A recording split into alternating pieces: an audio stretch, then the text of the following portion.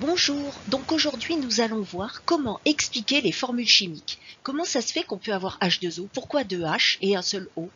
Pour le dioxyde de carbone, CO2, pourquoi un seul C et 2 O? Et CH4.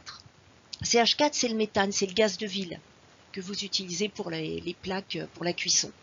Pourquoi 4 hydrogènes et un seul carbone? Faisons un petit rappel sur les règles de Kleczkowski.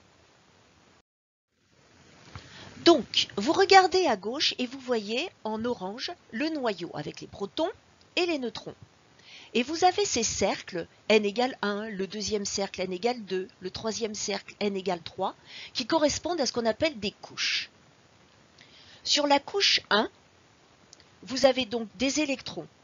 Sur la couche 2, il peut y en avoir, et sur la couche 3 aussi, tout dépend de la quantité d'électrons que possède votre élément.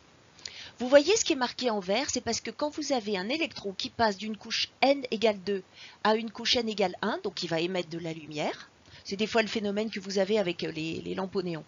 On a vu ça aussi avec les spectres, avec la lampe au mercure, vous savez, le fond noir avec les petits traits colorés. Voilà, donc ça, émission d'un photon donc dans le domaine du visible. Donc normalement, nos électrons sont répartis sur ces couches. Et Kleczkowski, pour expliquer donc les formules ou ce qu'on observe au niveau de la géométrie des molécules, lui, il a créé donc ce qu'on peut appeler des sous-couches. C'est-à-dire que pour la couche n égale 1, il n'y a que la couche qui s'appelle 1s. Par contre, pour n égale 2, et aussi pour n égale 3, il y a des sous-couches. Donc les sous-couches 2s et 2p. 2s, on ne pourra mettre que 2 électrons. Par contre, sur 2p, on pourra aller jusqu'à 6. Voilà, le programme s'arrête à n égale 3 parce que vous voyez qu'il y a 3D là et c'est un peu bizarre. Vous avez comme schéma à droite, parce qu'en réalité, les couches, c'est pas juste comme le système solaire, c'est-à-dire une trajectoire toute simple. En réalité, c'est la probabilité de présence des électrons. Donc ça, c'est pour vous montrer à quoi ça ressemble en 3D, mais c'est absolument pas au programme. Voici donc ce qu'a mis au point Kleczkowski, c'est-à-dire les règles de remplissage de ces couches et sous-couches. Donc, on commence par la couche 1s, on met jusqu'à 2 électrons. Après, on attaque donc la sous-couche 2s, puis la 2p, où on ne pourra mettre que 6 électrons, puis 3s, où on ne mettra donc que 2 électrons, après la 3p, où on va aller jusqu'à 6 électrons, et la 4s, où on va pouvoir ajouter 2 électrons. Bon, après, et ainsi de suite, 3d, 4p, etc. Nous allons utiliser mon application préférée, bon, gratuite comme d'habitude, Merck TPE, qui existe pour iOS, Android, de ce côté-là on est tranquille. Donc quand vous cliquez sur l'hélium, qui est complètement à droite, vous avez donc, et que vous cliquez après sur information de base, vous voyez la configuration électronique. Donc grâce à cette application, on va pouvoir trouver les configurations électroniques et les écrire de différents éléments. Maintenant, on va le faire pour le sodium. Donc le sodium, vous voyez qu'il a le 11, ça correspond, donc c'est le numéro atomique, mais ça correspond, puisque l'élément est neutre, au nombre d'électrons. Donc, vous voyez que dans configuration électronique, ils vous mettent NE entre crochets. Ça signifie que vous écrivez la configuration électronique du néon, c'est le gaz rare ou inerte ou noble, hein, qui est complètement sur la colonne de droite dans le tableau périodique. Donc ça veut dire que là, vous avez 1 S2, 2 S2, 2 P6 et 3 S1. On peut faire de même avec le carbone. Donc là, ça sera 1 S2, 2 S2 et 2 P2. Ça veut dire que sur la couche numéro 2, il y a 2 plus 2, 4 électrons. Voici maintenant la configuration électronique de l'atome d'oxygène, qui est très important. Donc 1 S2, 2 S2, 2 P4. Ça veut dire que sur la dernière couche, que l'on appelle aussi non couche externe, il y a 2 plus 4, 6 électrons. Et au total, on rajoute plus 2 et on retrouve bien donc le 8 du numéro atomique en haut de votre diapositive. Faisons la même chose avec le chlore. Donc là, nous avons la configuration électronique du néon. Donc vous pouvez vérifier qu'il est bien dans la dernière colonne. Et là, quand on regarde le remplissage de la couche externe, on voit que c'est 2 plus 6, c'est-à-dire 8 électrons. Nous allons réfléchir maintenant pour voir au niveau du remplissage donc, de la colonne des alcalins, quel est le nombre d'électrons qu'il y a sur la couche externe, donc la dernière couche remplie. Vous pourrez le vérifier, n'hésitez pas à appuyer sur stop en regardant la vidéo pour vérifier dans MERC-TPE puisque vous avez directement le remplissage des couches. Donc pour l'hydrogène, c'est un seul électron sur la couche 1s. Pour le sodium, c'est un seul électron sur la couche 3s. Pour le potassium, c'est un seul électron sur la couche 4s. Bon, j'ai pas mis le lithium, mais vous vous doutez bien que sur la couche 2s, il n'y aurait eu qu'un seul électron. Donc ça veut dire que pour la colonne des alcalins, tous ceux qui seront dans cette même colonne n'auront qu'un électron sur leur couche externe. Faisons de même avec la colonne des halogènes. Donc vous voyez, j'ai entouré en rouge la couche externe pour voir le nombre d'électrons qu'il y a dessus. Et là, on voit que 2 plus 5, ça fait 7, 2 plus 5, ça fait 7, et encore 2 plus 5, ça fait 7. Ça veut dire que la couche externe ne contient que 7 électrons. Donc si jamais on va jusqu'à 8, comme pour la dernière colonne, comme on l'a vu pour le néon, il manque juste un petit électron. Maintenant, étudions la colonne des gaz rares ou gaz inertes ou gaz nobles, c'est la dernière du tableau périodique. Et là, on vérifie. L'hélium, lui, il est que sur la couche numéro 1, n égale 1. Et là, on voit que c'est 2 électrons au maximum.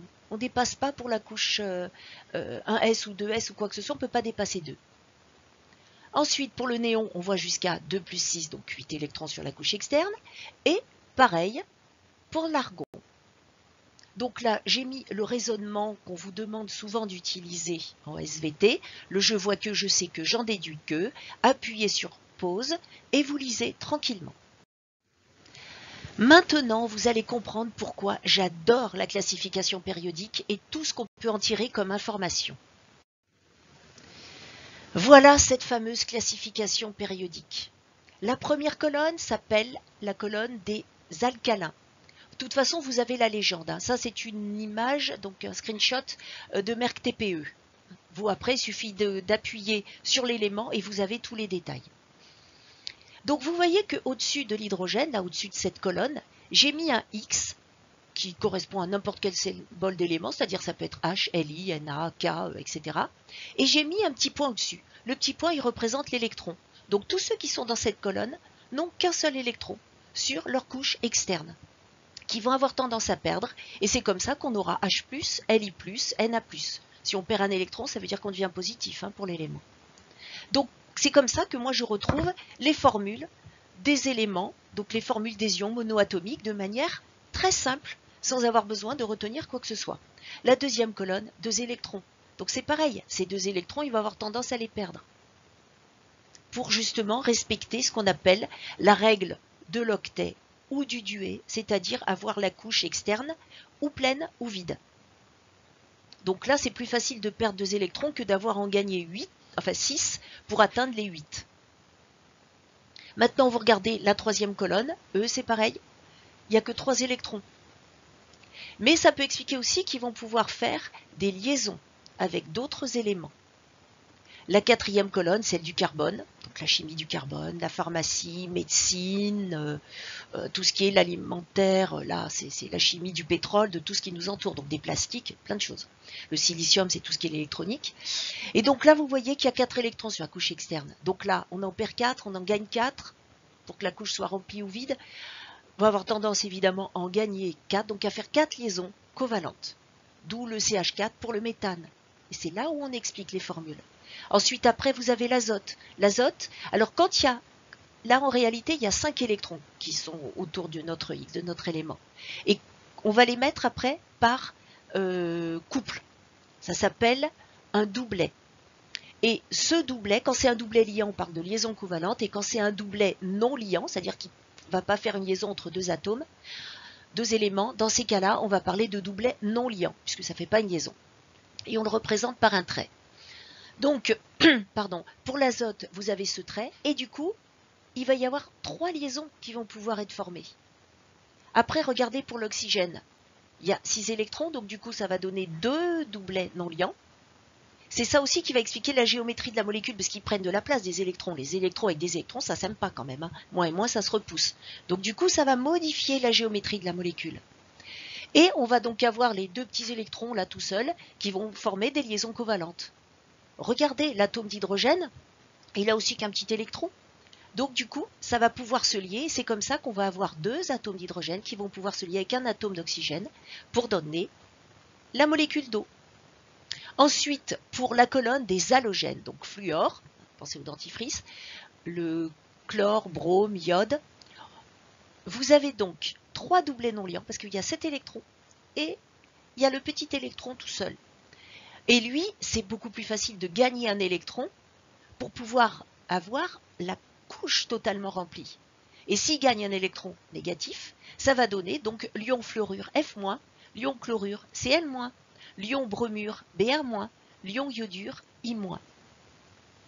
Et c'est donc ça où vous voyez donc l'efficacité et l'intérêt de la classification périodique.